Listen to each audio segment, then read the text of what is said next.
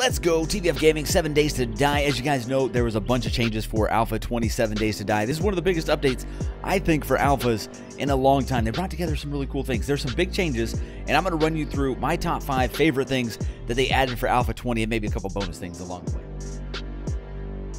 So keep in mind with this video, I'm just focusing on 5 things that I really enjoy. I'm not touching on a lot of things like the new feral sense. I'm not talking much about just the overall pathing or the way that the zombies changed, or even some of the POI changes, because the POIs look like they've been completely reworked.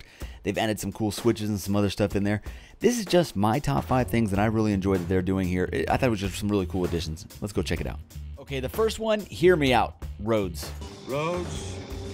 Where we're going, we don't need roads. The way that the roads are in this alpha is awesome. Look at this. It just looks so much better. Big improvement. As soon as you spawn in, you're going to notice that the roads look way different. I know that's kind of a minor thing, but it just makes it feel like a real thing. And then that kind of leads to number 2, which number 2 is just the cities. The way that the random gen works now, they feel much more like cities. The way everything is built out, it's not as much just a whole bunch of squares plopped on each other. You can kind of see there's different sizes and roads. There's different, just a little bit of everything. I really like it because you got, this turns into some parking lots over here. That goes down over there. You got some turning lanes. It goes from a 2-lane to a single lane. Just a little bit of everything. I think it adds some real life to the cities. Really feel like you're going in somewhere new when you go to these new spots, which also means you're going to get a bigger variety of the overall POIs.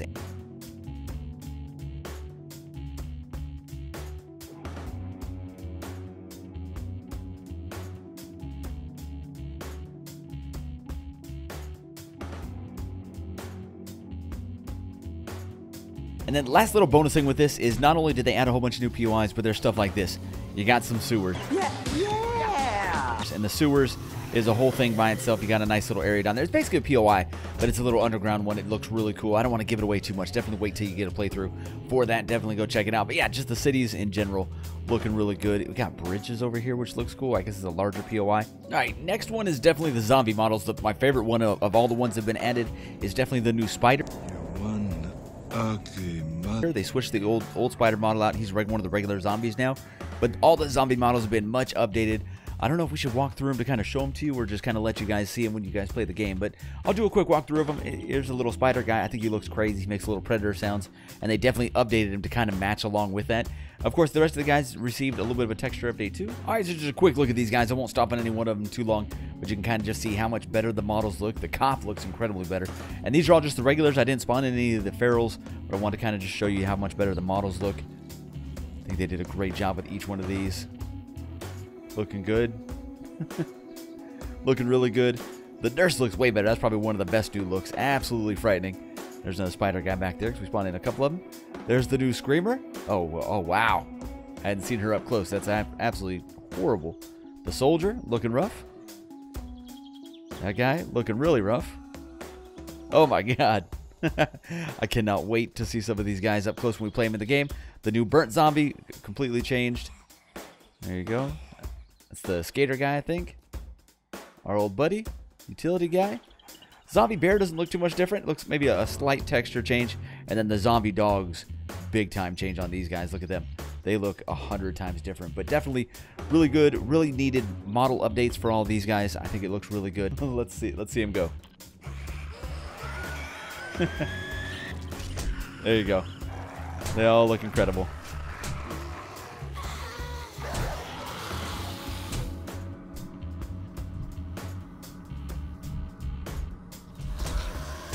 All right, next big thing that they added that I really enjoy is the pipe weapons.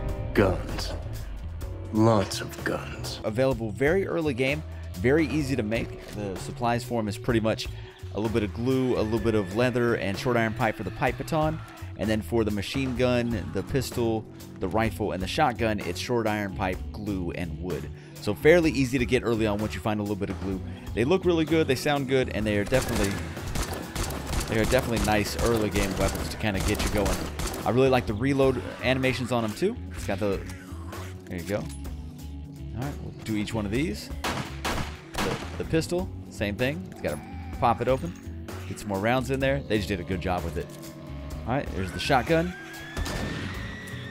Reload on this one looks great, and it's a one bullet. All right, and then we have the rifle. Same thing. Reload, 1 round. And then last one is the baton. add another baton into the game. You got your left click, kind of the normal attack, and he does kind of vary it just a little. And then right click does a little bit of a power swing. Bam! There we go. Definitely pretty nice. I really like the new weapons on here. It's kind of just a good early game step. The blunderbuss was never one of my favorites, so I'm really glad to see these ones in game.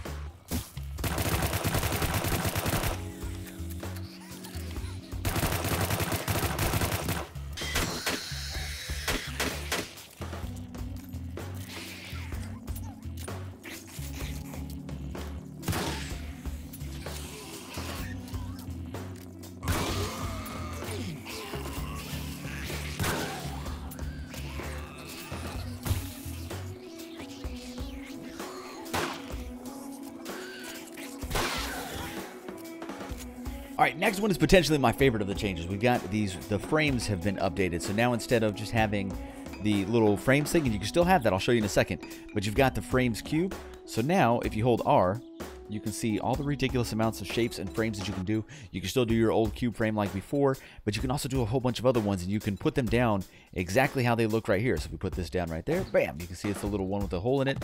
Looks really, really good, and then until you upgrade it, you can actually pick it up again. So if you want to come back and pick it up, bam, and then if you want to upgrade it, now it's in place. It looks really, really cool. Same thing on this one, it's just the same exact thing, but it's you go shape, and then same thing, you can change it to any one of these, and there's just so many different building ones. According to the actual thing for it, there's like 1,300 or more total shapes in here.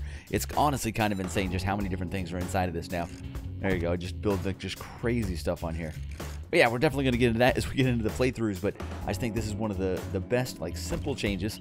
Just hold R, go back into the shapes, and then you can go back to your normal cubes. And it's a little bit different here. It looks more like a little bit of, like the plywood or someone else called it something the other day, but yeah, it looks much, much better. And then you can pick it up just like normal. You can pick it up until you upgrade it. All right, and then there's just some really cool shapes in here. If we go, you can do something like a storage cube. Bam.